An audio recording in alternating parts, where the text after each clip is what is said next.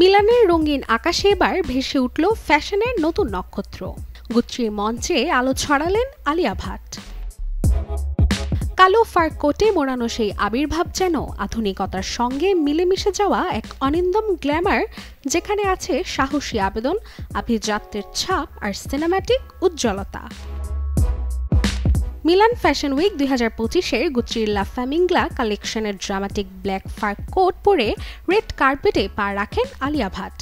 Nude satin mini, sheer monogram stocking আর pointed হিলসের সমন্বয় তাকে দিয়েছে একেবারে গ্লোবাল ফ্যাশন আইকনের রূপ।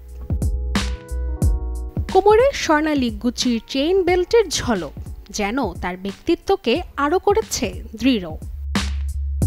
গুচি এবার ঐতিহ্যবাহী রানওয়ে ভেঙে হাজির করেছে ব্যতিক্রমী আয়োজন, দ্য টাইগার নামের এক cinematic presentation. American Spike Jonze ও ডাচ পরিচালক হেলিনা রেইনের নির্মিত এই স্বল্পদৈর্ঘ্য চলচ্চিত্রে ছিলেন হলিউডের Demi Moore, Edward Norton, Ed Harris সহ এক ঝাঁক তারকারাও।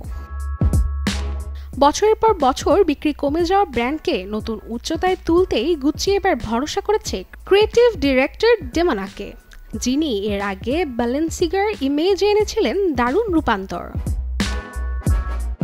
মিলান স্টক এক্সচেঞ্জের ঐতিহাসিক প্রাসাদে অনুষ্ঠিত এই ফ্যাশন সপ্তাহে গুচ্চির পাশাপাশি হাজির হচ্ছেন আরমানি, প্রাডা, ডলচে অ্যান্ড গাভানা, ফেন্ডির মতো বিশ্ববিখ্যাত ব্র্যান্ডগুলো। Desk report, channel 24।